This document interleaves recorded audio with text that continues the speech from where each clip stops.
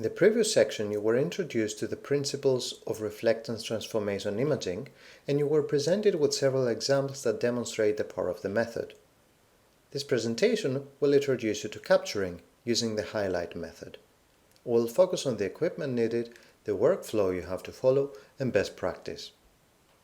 Highlight RTI is a flexible method for capturing raking light datasets. It has been developed by Cultural Heritage Imaging, a not-for-profit organization based in California, United States, as a method to overcome the limitations of the dome-based RTI capturing. Highlight RTI can be applied to any object, surface, and structure, vertical or horizontal, and has a significantly lower cost since the production of a dome is not needed. Highlight RTI does not need any specialized equipment, and most of the elements needed for the accurate capturing of the method may be readily available to heritage institutions and individuals. It requires a camera in a fixed position, typically using a tripod, a camera's flash or any other portable light, two glossy spheres, a gray card, a color chart, a piece of string, and a laptop.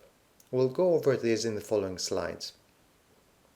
Also, the software required for processing and viewing the processed data are provided free of charge by the company which developed the method. A workflow that suits the needs of a particular research project should be designed in advance.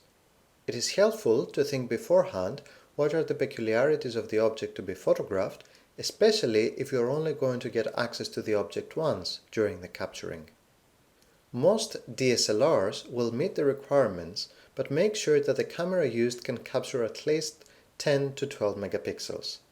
The higher the quality of the captured image, the more detail your final output will have. For the camera you're going to use, it is important to have a manual setting that will allow you to manually set the exposure parameters. To learn more on that, you can look at the previous lesson, Understanding How Cameras Work. Also, it is very useful if your camera has a live view mode so you can shoot the images by using a laptop connected to it. This will allow you to see in real time the focus and exposure of your capture in a larger monitor. And it will also save you from any frustrations, since if you use the camera itself to shoot the images, you may introduce unnecessary movement. You need to remember that the only thing that will change in a dataset is the position of light. Therefore, the camera and the object should always be fixed. If your camera does not support live view, it may be useful to use a remote control. It is advisable to use a standard 50mm lens or a macro lens for smaller subjects. Wide-angle lenses distort the subject and therefore should be avoided, as you will need to calibrate your camera, and this will add an extra step in the process. For the highlight method, you can use either a continuous light source, such as a torch or a lamp, or a flash unit. What is important to remember is that the light source needs to be powerful enough to illuminate the surface of the objects photographed. Using a continuous source of light might make things easier in the capturing process, since it does not need to be synchronized with the camera, contrary for example to a flash that has to go off at the same moment when you click the shutter. The light source to be used will highly depend on the subject photograph. For example, if it is a fragile and photosensitive object, you may not be able to use a flash. You should always check with the curator of the collection in advance. If you plan to do RTI outdoors, the needs may be different. You may want to use floodlights or a strong flash to eliminate the ambient light of the day. In such a case, it would also be better to do the shooting during an overcast day and have available to you equipment such as umbrellas, tents, and reflectors to minimize the effect of light coming from different directions. Ideally, you will conduct the RTI capture in complete darkness.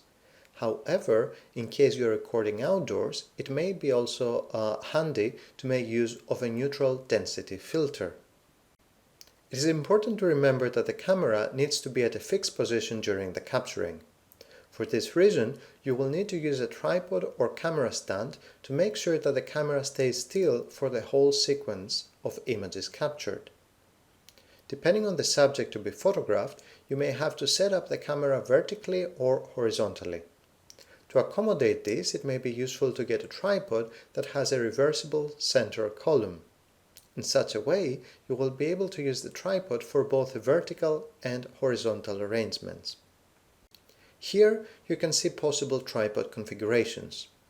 On the left, the camera is mounted on top of a tripod, whereas on the right, the tripod's central column has been inverted to allow for a horizontal arrangement. You should also make sure that the tripod is stable enough so not to have any undesirable vibration or movement during the capturing. This can be ensured by using sandbags or weights. As mentioned earlier, in Highlight RTI, the angle of light in its picture is captured by reflective spheres positioned close to the object. This allows the processing software to extract this information and create the final composite interactively relit image. Reflective spheres should ideally be in black or red color, but can also work if they are in other colors. Since very shiny reflective spheres, for example in silver color, may confuse the processing software and give you less precise light direction data, you could paint them using a black reflective spray. As reflective spheres, you can use marbles, ball bearings, or even snooker balls, depending on the size of the subject captured. Ideally, the size of the spheres captured in the image should be at least 250 pixels wide. It is important to remember that both the surface of the object you are capturing and the top half of the spheres should be in focus. For this reason, the size of the spheres will be dictated by the size and depth of the object. In the image on the left, you see that very small reflective spheres are used for capturing the thin, almost flat Egyptian papyrus, whereas larger spheres are used for the bone artifact on the right. As anything else in RTI capturing, the sphere should be stable during the whole process. For small spheres, you can use white tack, adhesive tape, or floral foam, whereas for larger spheres, especially in case your equipment is set up for vertical capturing, you may need to mount those to wooden or metal rods. Although only one of the spheres are currently used by the processing software, it is advisable to use two in case future developments of the method can benefit from this. See here, for example, that for a vertical setup, the reflective spheres have been mounted on metal rods attached to tripods. It is important to keep the distance between the subject and the light relatively steady. For this reason, you should use a string, ideally attached to the light source. The string should be 3 to 4 times longer than the diameter of the subject. However, this also depends on the light source you are using.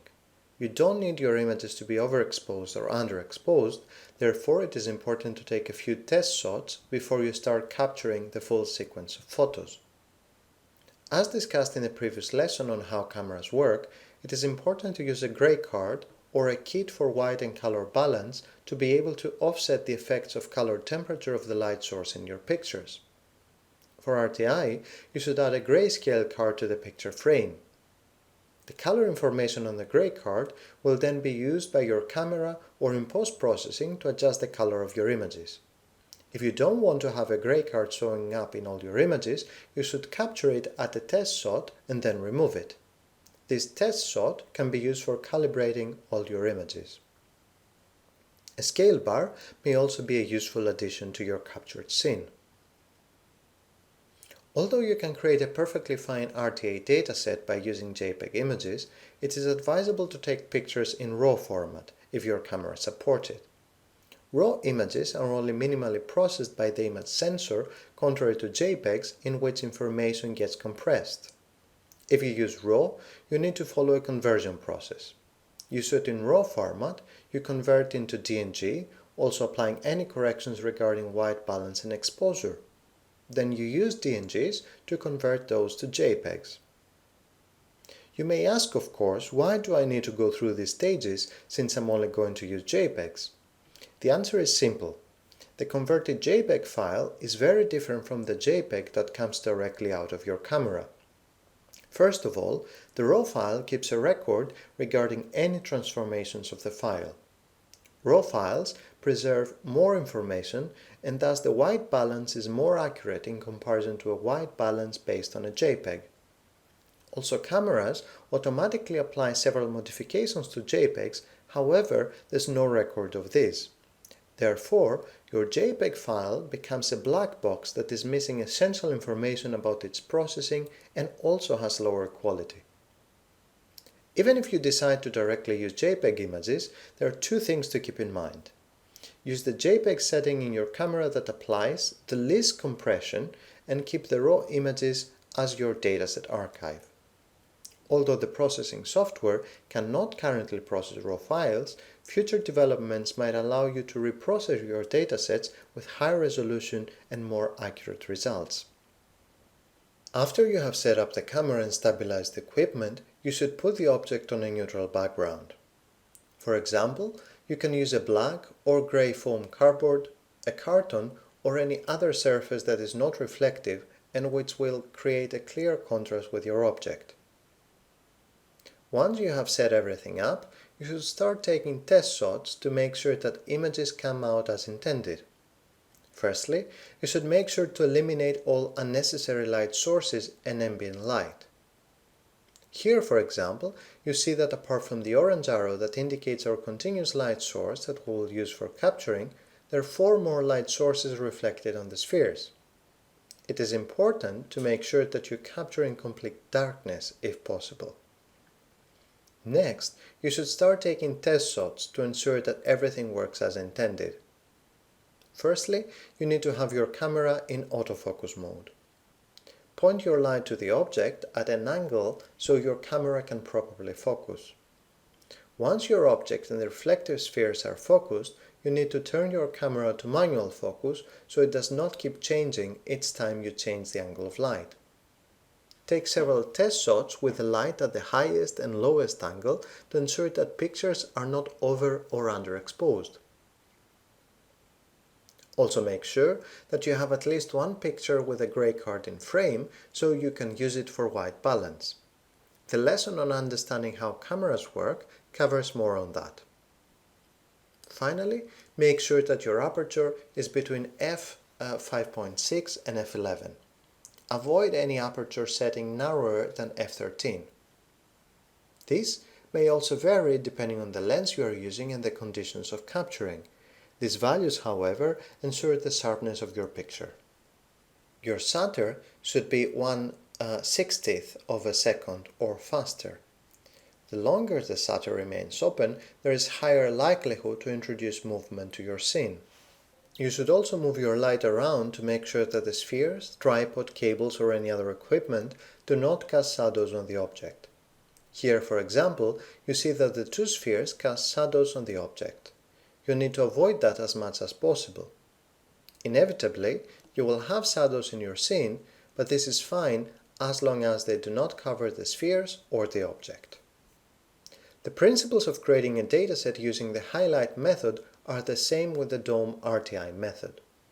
In essence, you should construct a virtual dome over the object by moving the light to positions in an arc from 15 degrees to 65 degrees.